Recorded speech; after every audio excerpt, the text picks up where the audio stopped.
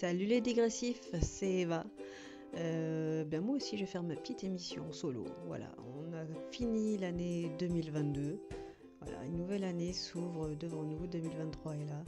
Alors c'est peut-être aussi synonyme de nausée, de crise de foie, de gueule de bois. On va peut-être mettre une semaine pour s'en remettre, mais ça va aller, hein. C'est des périodes difficiles à passer.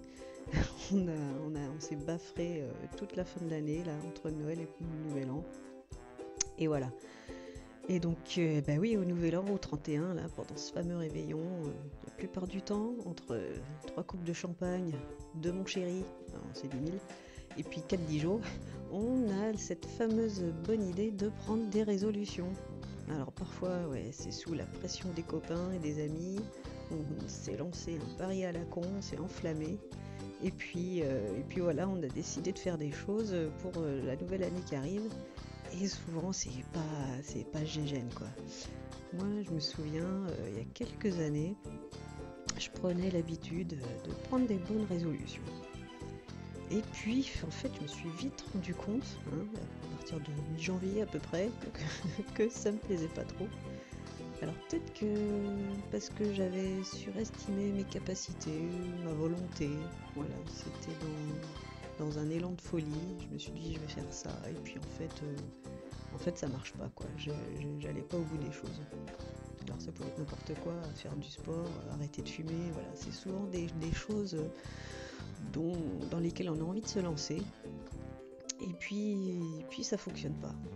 Ah, enfin, moi je trouve que c'est une bonne chose, hein, de prendre des bonnes résolutions, mais personnellement, je trouve qu'il ne faut pas mettre la barre trop haut.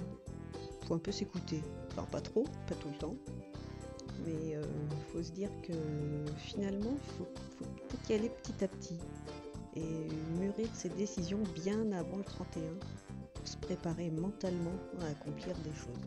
Voilà. Donc, depuis quelque temps déjà, paradoxalement, je prends la résolution de ne pas prendre de résolution. En tout cas, de ne pas attendre le 31 pour ça. Et du coup, je réfléchissais à ça et je me suis interrogée sur la constance de l'être humain. Donc là, on rentre un peu dans un sujet qui pourrait être au bac de philo, hein. Mais voilà, c'est vrai qu'au 31, on fait le bilan de l'année, on voit ce qui s'est bien passé, ce qui s'est mal passé, ce qu'on aurait dû faire, des fois on a des regrets. Et puis on pense à cette nouvelle année qui arrive et donc justement à ce renouveau. Mais souvent on prend des bonnes résolutions qui s'estompent au fil des mois qui passent. Donc je me dis des fois pourquoi attendre le 1er janvier pour ça?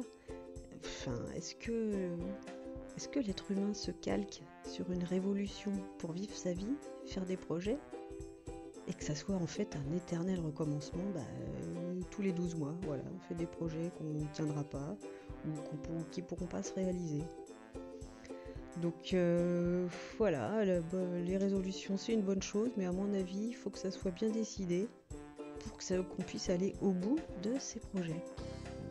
Et donc pour moi, l'idée de la bonne résolution, ça fait qu'il y a une notion évidente que l'homme a du recul sur lui-même et qu'il a conscience que sa vie est perfectible pour arriver au bonheur.